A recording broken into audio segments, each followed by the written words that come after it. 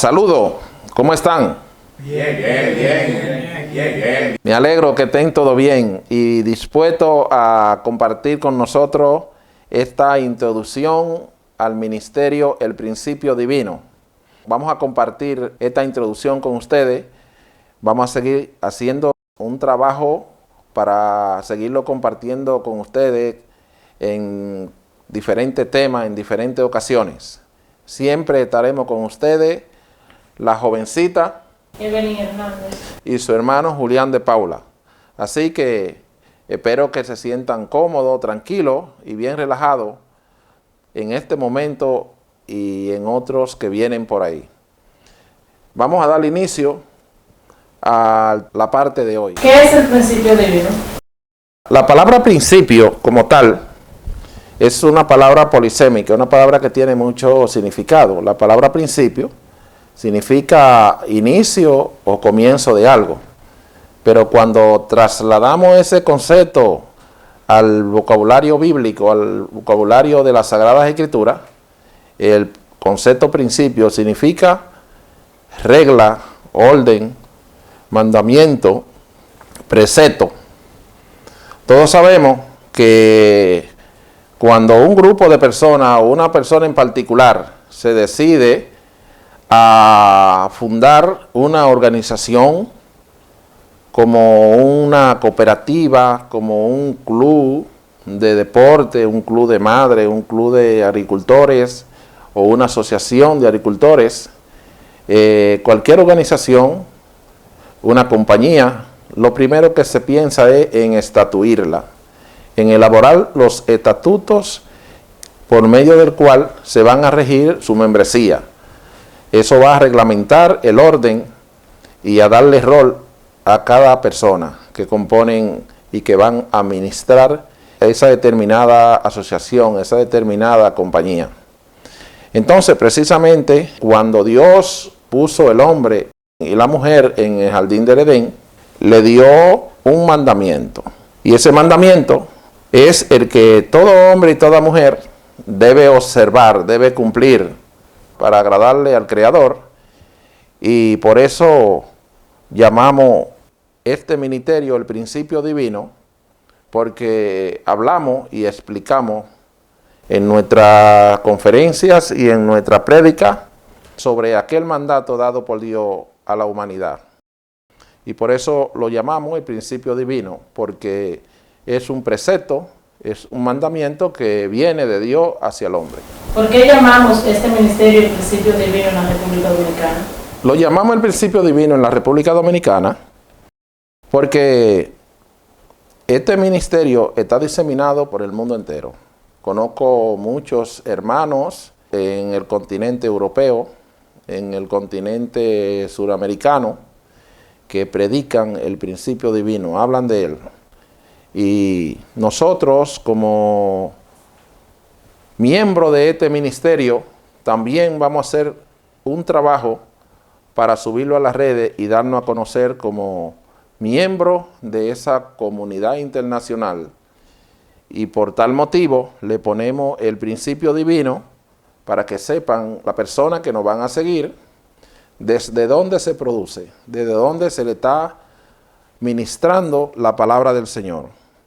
Por eso le pusimos el Principio Divino en la República Dominicana, con el propósito, con la finalidad de que se sepa dónde es producido estos mensajes que le vamos a estar emitiendo. ¿Cómo usted conoció ese ministerio? Ese ministerio yo lo conocí siendo un adolescente. Yo soy de una comunidad rural del municipio de Yamasá, provincia de Monteplata. Entonces, en mi campo, mis padres acostumbraban en aquel entonces a trabajar sus actividades agrícolas en una asociación de agricultores. Se unía un grupo de hombres de 10, 12, 15 personas. En un día hacían un determinado trabajo en uno de sus miembros. Y dentro de ese grupo habían personas que predicaban el Principio Divino. Entonces, yo siendo un adolescente, ellos que acostumbraban a llevar a cada uno de los grupos, de las actividades que hacían, ellos acostumbraban a llevar una Biblia, y cuando salían de trabajar a las 12, para descansar, ir al almuerzo. Entonces ellos, después que comían, ellos acostumbraban a leer la Sagrada Escritura y a comentarla. Y yo, siendo un adolescente, yo me acercaba y oía lo que ellos decían, lo que ellos hablaban con respecto a lo que fue la caída del hombre en el jardín del Edén. Y eso me llamó mucho la atención. Y desde aquel entonces yo comencé a estudiar la Sagrada Escritura, a leer, a investigar y a indagar. Y fue así como yo lo conocí, oyéndolo a ellos hablar y explicar la Sagrada Escritura. ¿En qué tiempo o en qué año usted formó parte del grupo que estudia y predica el mandamiento divino? Después de aquellos días que yo conocí ese ministerio, yo viajé a otro país. No fue hasta el año 1997 cuando yo retorné a mi patria y ya estaba un poco orientado, más consciente de lo que ellos predicaban, de lo que ellos hablaban. Y fue en el año 1997 cuando yo me enrolé definitivamente hasta la fecha al ministerio. ¿Por qué la gran mayoría de las personas que leen y estudian la Sagrada Escritura quedan sin entendimientos, sin sabiduría o no entienden lo que realmente pasó respecto a la caída del hombre y la mujer? Tanto esa parte de la Sagrada Escritura que narra el libro del Génesis en la Biblia con respecto a lo que fue aquel pecado, a lo que fue aquella desobediencia, tanto esa parte como la demás parte de la Sagrada Escritura son libros de una enseñanza de un nivel filosófico muy alto. Los reveladores de la Biblia en todo lo que es la Sagrada Escritura, habla en sentido figurado, habla de forma enigmática. Esos reveladores, esos escritores, lo que llamamos hoy los profetas, las enseñanzas del Maestro Jesús y de sus discípulos, todo lo que tiene que ver con los grandes misterios de la vida y de la muerte y del universo, eso está escrito de forma enigmática, de una interpretación muy difícil para el común de la gente. Tanto así que los apóstoles dicen en una de sus mensajes que el hombre natural, el hombre común, el hombre ordinario, no entiende las cosas que son del Espíritu de Dios, ni tampoco puede, porque ninguna profecía de las Sagradas Escrituras vino al mundo por inspiración humana, sino que los santos hombres de Dios, inspirados en el Espíritu Santo, hablaron y escribieron. Entonces, lo que bajo el efecto del Espíritu Santo se escribe o se habla, para una persona entenderlo, tiene que tener la unción del Espíritu Santo. De lo contrario, puede intentarlo, pero no logra comprenderlo. Entonces, eso quiere decir que cuando una persona no reúne las mínimas condiciones para poder penetrar a los sentidos recónditos de los grandes enigmas, aunque lo intente, no lo logra. Hay personas que desde muy niños comienzan a estudiar la Sagrada Escritura, comienzan a leerla. Sin embargo, nunca llegan a trascender, nunca llegan a crecer, nunca llegan a desarrollarse como hombres y mujeres espirituales. Sencillamente porque lo que leen le dan un sentido literal cuando tiene un sentido figurado. Entonces, las cosas que están reveladas en la Sagrada Escritura están escritas en un lenguaje filosófico sumamente alto. Ellos usan muchas figuras literarias que son de alto nivel filosófico y la persona común y corriente tienen tendencia a tergiversar los mensajes de los reveladores. Y por eso tú lo ves que leen, estudian, escudriñan, y sin embargo el conocimiento todavía le está vedado, todavía le está reservado, y no pueden penetrar a los sentidos recónditos de los grandes enigmas. ¿Son los libros de la Biblia de interpretación literal, de interpretación simbólica o metafísica? Los libros de la Sagrada Escritura son libros de metafísica, son libros de una interpretación figurada. En la Biblia lo que le dan el sentido literal a los enigmas no logran entender el mensaje que quiere transmitir el revelador. Los libros de la Biblia no son de interpretación literal, sino de una interpretación metafísica. Están dichas en sentido figurado. En los textos sagrados existen varias figuras literarias de alto nivel filosófico, como son las metáforas, las alegorías, las paradojas, los políndromos, los similo-comparación, los símbolos. ¿Qué es metafísica? Es una palabra que proviene del griego antiguo y significa más allá de lo físico. La metafísica es una disciplina filosófica que trata del ser, de lo divino, de Dios, de lo absoluto.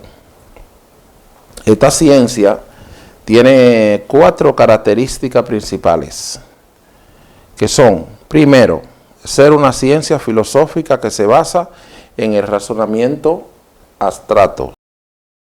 Segundo, estudiar los orígenes y las causas de las cosas. Tercero, explorar aspectos conceptuales y abstractos de la realidad.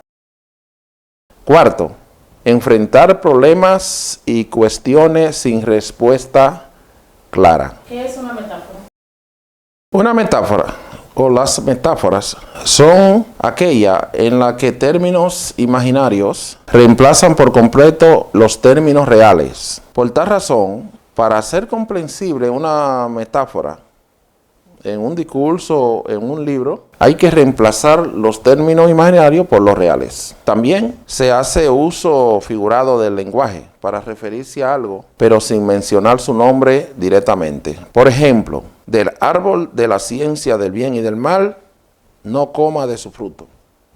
Usando esa frase que es del libro del Génesis, podemos ver que el revelador usa en esta frase 2 términos que son imaginarios. Por ejemplo, el término árbol y el término fruto. Una vez se reemplaza el término imaginario por el real, por ejemplo, árbol lo sustituimos por hombre o mujer, y fruto lo sustituimos por deseo, un deseo carnal, una pasión, un deleite, un disfrute. Entonces podemos entender de qué nos está hablando el revelador. Otra metáfora, sus ojos son 2 luceros. En este caso, esa metáfora se usa mucho en la poesía, en los poemas, y dice que sus ojos son 2 luceros. El término imaginario es lucero. Sin embargo, está claro que los ojos de una persona no son 2 luceros, pero el escritor menciona el término lucero para referirse o queriendo decir que sus ojos son grandes, que sus ojos son luminosos, que son bellos, que son atractivos. Ahí tenemos 2 ejemplos donde un escritor hace uso de la metáfora. ¿Qué es una alegoría? Es un conjunto de metáforas donde se describe a alguien o algo, pero sin mencionar su nombre directamente. Ejemplo, en Gálatas 4, del 21 al 31. Decidme, los que queréis estar bajo la ley, ¿no habéis leído la ley? Porque está escrito que Abraham tuvo 2 hijos, uno de la esclava y el otro de la libre. Pero el de la esclava había nacido según la carne, más el de la libre por la promesa. Lo cual es una alegoría, pues estas mujeres son los 2 partos. Uno proviene del monte Sinaí, el cual da hijos para la esclavitud, este es Agar. Porque Agar es el monte Sinaí en Arabia y corresponde a la Jerusalén actual. Pues esta, junto con su hijo, está en esclavitud. Mas la Jerusalén de arriba, la cual es madre de todos nosotros, es libre. Porque está escrito, regocíjate, oh estéril, tú que no das a luz, prorrumpe en júbilo y clama, tú que no tienes dolores de parto. Porque más somos hijos de la desolada que de la que tiene marido. Así que, hermanos, nosotros como Isaac somos hijos de la promesa. Pero como entonces el que había nacido según la carne perseguía el que había nacido según el Espíritu, así también ahora. Mas, ¿qué dice la Escritura? Echa fuera a la esclava y a su hijo, porque no heredará el hijo de la esclava con el hijo de la libre. De manera, hermanos, que no somos hijos de la esclava, sino de la libre. Así también en ese momento en que los apóstoles de Jesús y los creyentes eran perseguidos por toda aquella persona que habían nacido según la carne. Entonces, por eso él dice en la Escritura, echa a la esclava y a su hijo, porque el hijo de la esclava no va a heredar con el hijo de la libre. Entonces, el maestro dijo en una de sus disertaciones que el esclavo no permanece para siempre en la casa, sino el que es libre. De tal manera es aquí el revelador le hace muchas exaltaciones y mucha reverencia a Sara por ser la madre que produce hijos para el mundo superior. Cuando él dice, regocíjate, oh estéril, tú que no das a luz, prorrumpe de júbilo, clama, tú que no tienes dolores de parto. Porque más son los hijos de la desolada que de la que tiene marido. Y por eso Pablo habla positivamente de Sara, que es la madre, la que produce hijos para el mundo superior, para Jerusalén la celestial, para el monte de Sión. Por eso esta escritura está dicha de manera alegórica, donde muy pocas personas pueden discernir, pueden interpretar cuál es esas dos naciones, cuáles son esos dos mundos que existen en el mismo universo. Porque ahí, aunque sea mínimamente, el apóstol está hablando del principio de dualidad. El universo, en todo el sentido de la palabra, es dual. Así como hay una nación en el mundo actual, también hay una nación en el mundo del porvenir. La nación actual, que es el monte Sinaí, representa el mundo. Aquellos hombres y aquellas mujeres que todavía están en el subdesarrollo. Pero el monte de Sión, la Jerusalén la celestial, a la que Pablo dice y expresa que a esa es la que nosotros pertenecemos, ese monte, ese pueblo, ya está en camino hacia la liberación, el día de descanso eterno que Dios le ha prometido a todos los que aman al Señor y a todos los que obedecen sus leyes y sus mandamientos. Y ese es el contenido de la alegoría que Pablo nos termina de expresar en el libro de Gálatas. ¿Qué es una parábola? Es una narración de un suceso en el que se deduce por comparación o por semejanza una verdad importante o varias verdades. Y también podemos sacar de ella una enseñanza moral. Ejemplo, en Mateo 21, del 33 al 45.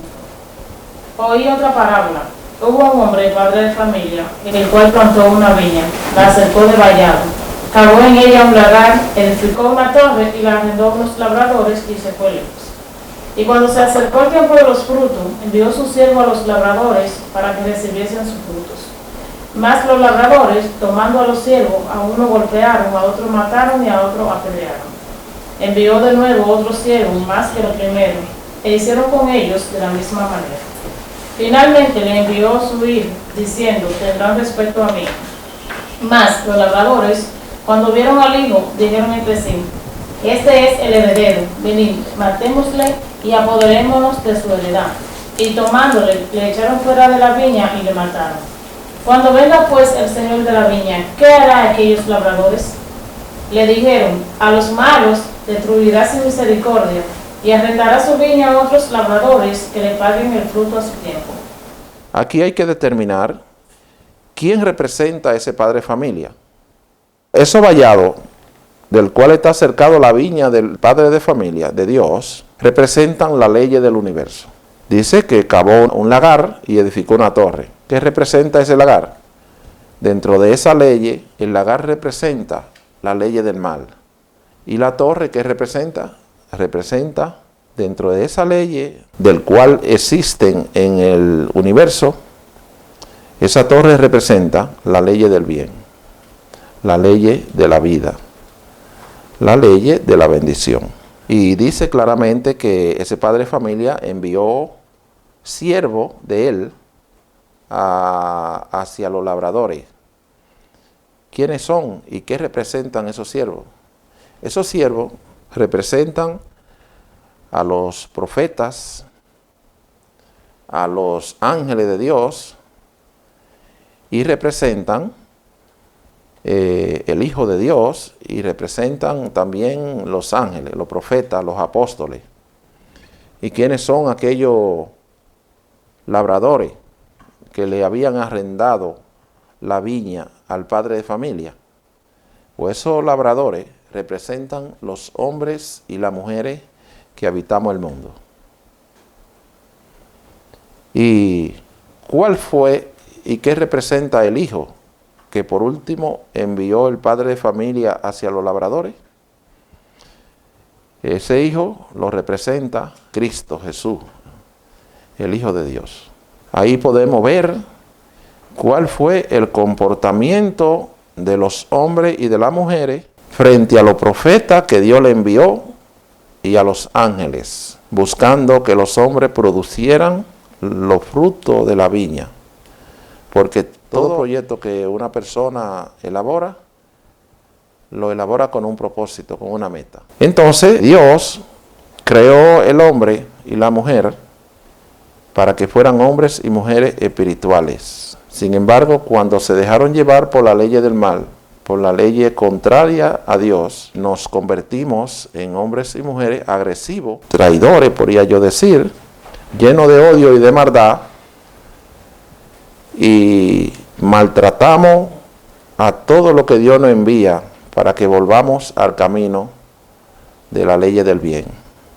Por eso el Maestro Jesús, cuando viene, le echa en cara eso al pueblo de Israel y a los judíos y a todos aquellos que componían el mundo de entonces. Él le dijo: Jerusalén, Jerusalén, que mata y apedrea a los que te son enviados.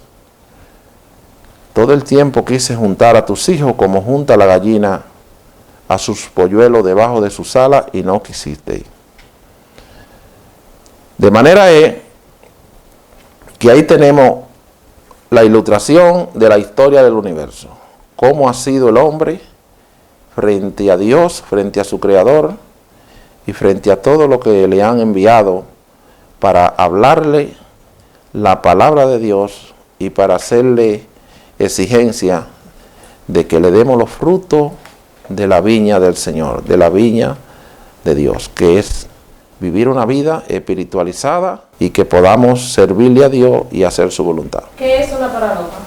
Es un juego de palabras o de ideas que en una narración envuelve una contradicción. Por eso muchas personas no pueden descifrar cuando un apóstol, cuando un profeta elabora una paradoja en un mensaje de las Sagradas Escrituras. Se le hace difícil, porque una paradoja envuelve dos ideas, dos pensamientos, dos caminos, de las dos leyes de las cuales te estuve hablando hace un momento. La ley del bien y la ley del mal. Ejemplo, en Corintios 7, de 24 al 35. Cada uno, hermanos, en el estado en que fue llamado, así permanezca para con Dios. En cuanto a las vírgenes, no tengo mandamiento del Señor, más doy mi parecer como quien ha alcanzado misericordia del Señor para ser fiel. Tengo pues esto por bueno a causa de la necesidad que apremia, que hará bien el hombre en quedarse como está. Está ligado a mujer, no procure soltarte. Está libre de mujer, no procure casarte. Más también, si te casas, no pecas.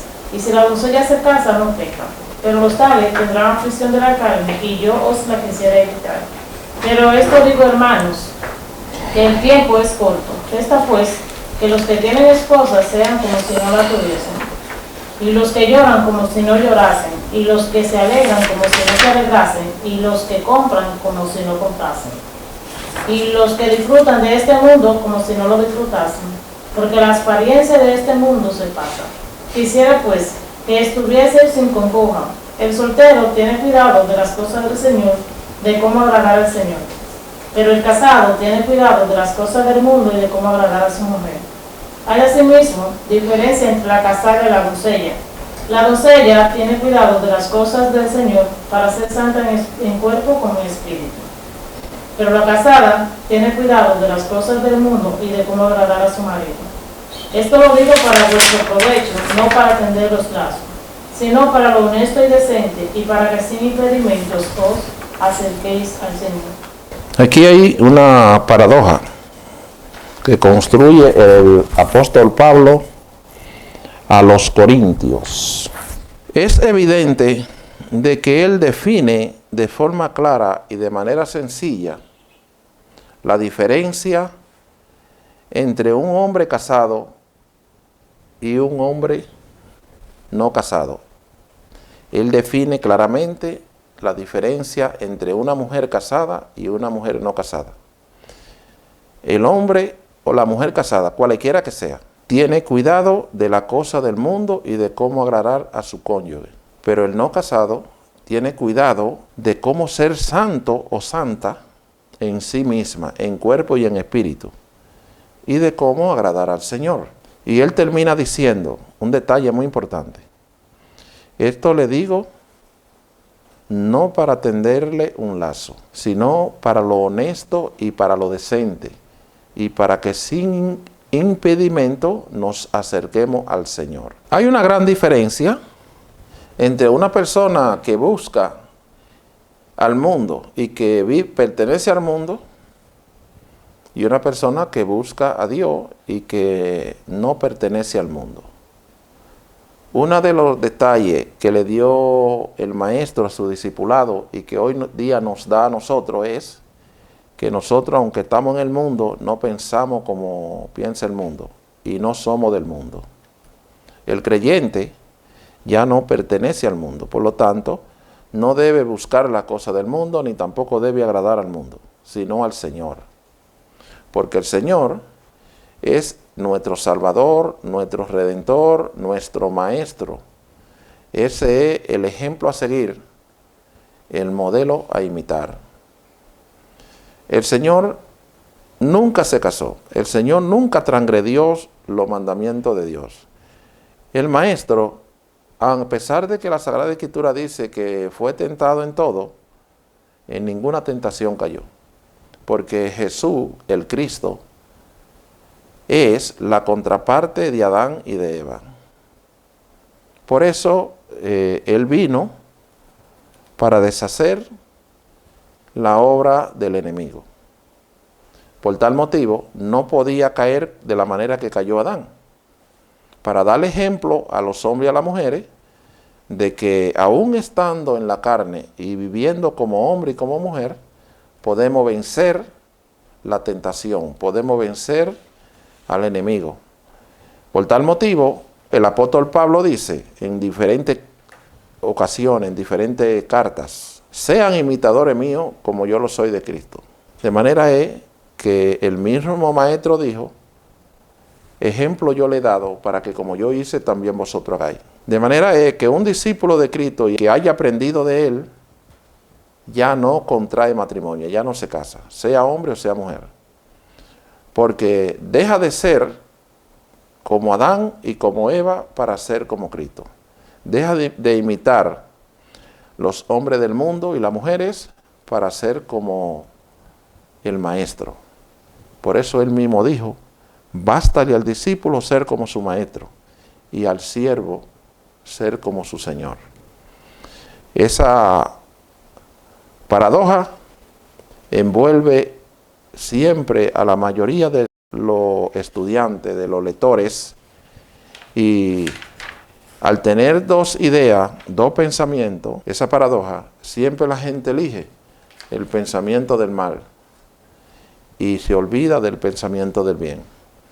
Porque ninguna secta, según la historia de la humanidad, ninguna secta, ninguna religión que no sea la que verdaderamente imita al Maestro, ninguna, le dice al hombre en su mensaje y a la mujer que para agradar al Señor usted no se puede casar, no debe comer del fruto del árbol prohibido. Ninguna de ellas enseñan eso.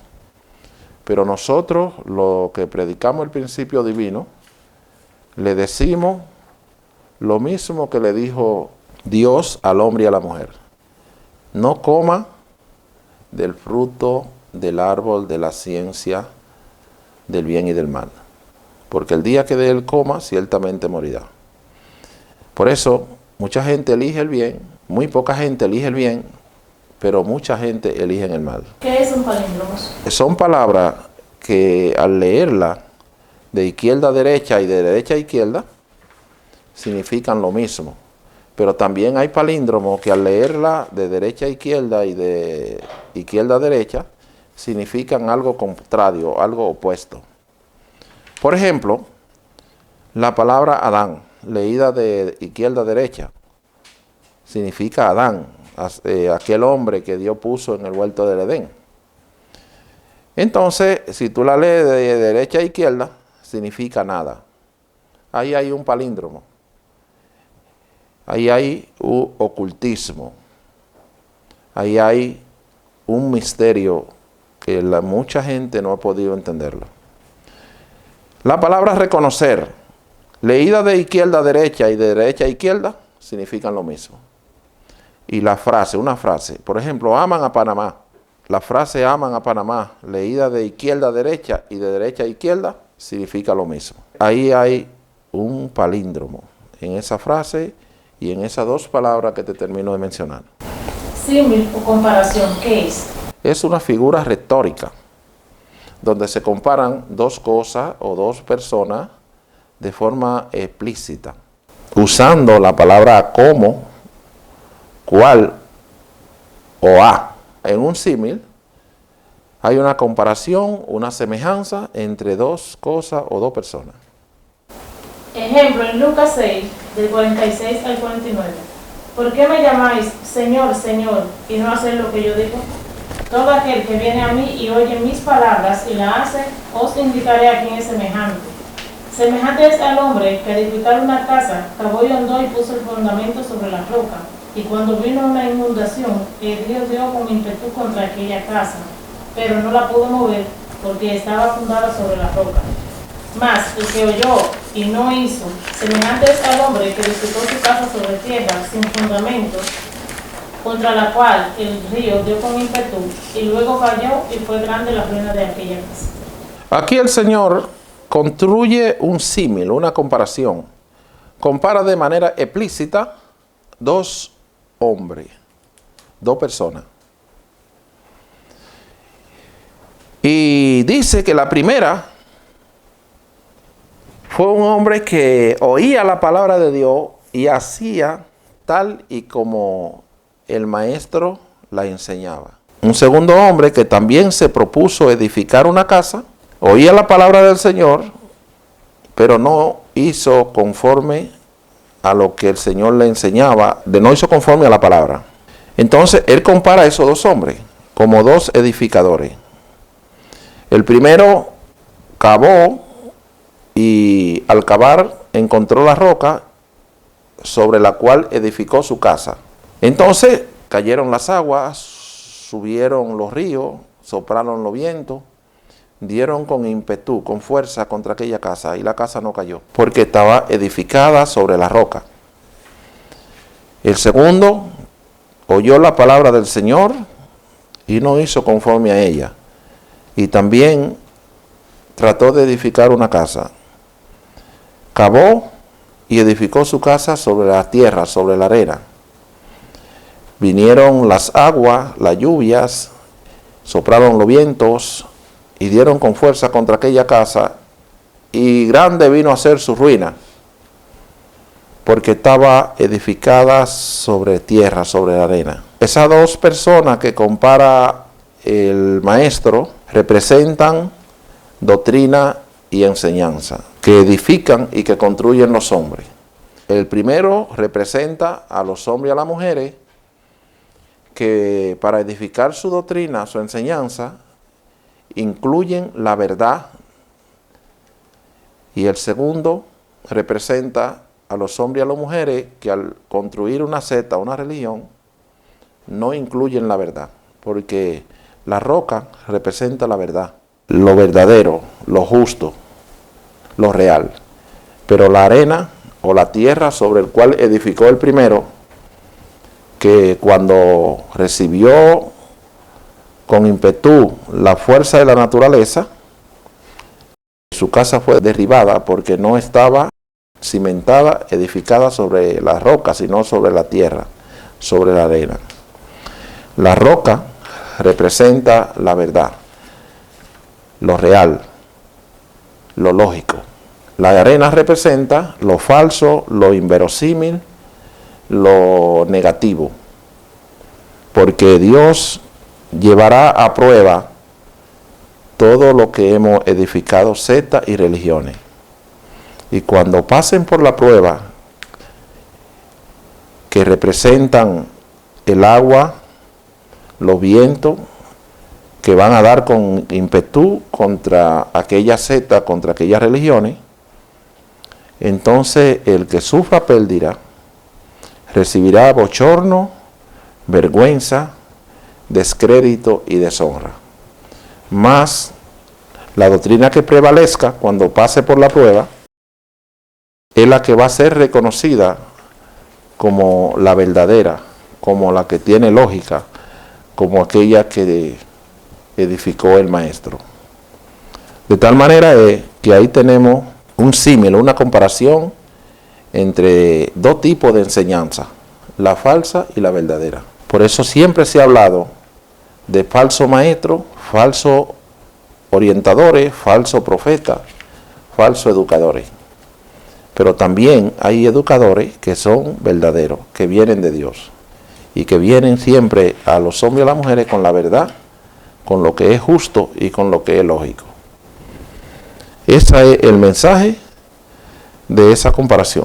¿Qué es un símbolo? Un elemento o un objeto material que por convicción o por asociación se considera representativo de una entidad, de una idea o de cierta condición.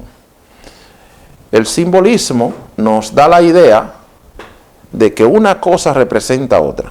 Ejemplo, en Mateo 21, de 42 al 45. Jesús le dijo: ¿nunca leíste en la Escritura? La piedra que desecharon los edificadores ha venido a ser cabeza del ángulo. El Señor ha hecho esto, y es cosa maravillosa a nuestros ojos. Por tanto os digo, que el reino de Dios será quitado de vosotros, y será dado a gente que produzca los frutos de él. El que cayere sobre esta piedra será quebrantado, y sobre quien ella cayere le desmenuzará. Y oyendo sus parábolas, los principales sacerdotes y los fariseos entendieron que hablaba de él.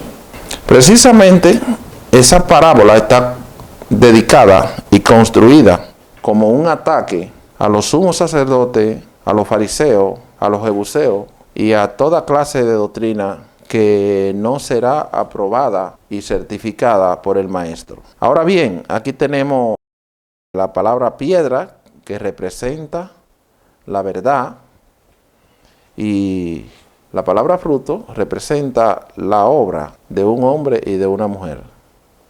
Muchos producen los frutos de la carne y otros producen los frutos del espíritu. Por eso esa parábola está dedicada hacia los falsos maestros, hacia los falsos orientadores.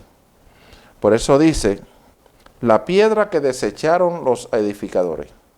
Una vez un edificador desecha una piedra que es principal, que es básica, su construcción no queda bien, su edificación no queda como debe quedar.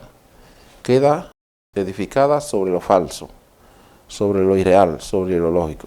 Porque la palabra piedra representa la verdad que desecharon los edificadores. Desechar significa no incluir en su doctrina, no ser parte de su enseñanza. Por eso la parábola está dedicada y dirigida a los falsos maestros, a los falsos apóstoles, a los falsos educadores. Por eso dice el maestro, por lo tanto os digo, el reino de Dios será quitado de vosotros y le será dado a gente que produzca los frutos de él. Porque todos los hombres y todas las mujeres que perteneciendo a una religión y no producen los frutos del Espíritu, a eso se refiere la parábola. Porque una religión, si es verdadera, sus miembros, sus orientadores, sus dirigentes, no producen los frutos de la carne, sino los frutos del Espíritu. Pero para eso tenemos que estar dirigidos y administrados por el Espíritu de Dios. Por eso existen personas que sin estar dirigidos y administrados por el Espíritu de Dios, nunca podrán producir los frutos del Espíritu, sino los frutos de la carne. Por lo tanto, no andan conforme a la ley de Dios, no andan conforme al bien, no andan conforme a la bendición. Entonces, ahí tenemos lo que es un símbolo, la palabra piedra y la palabra fruto.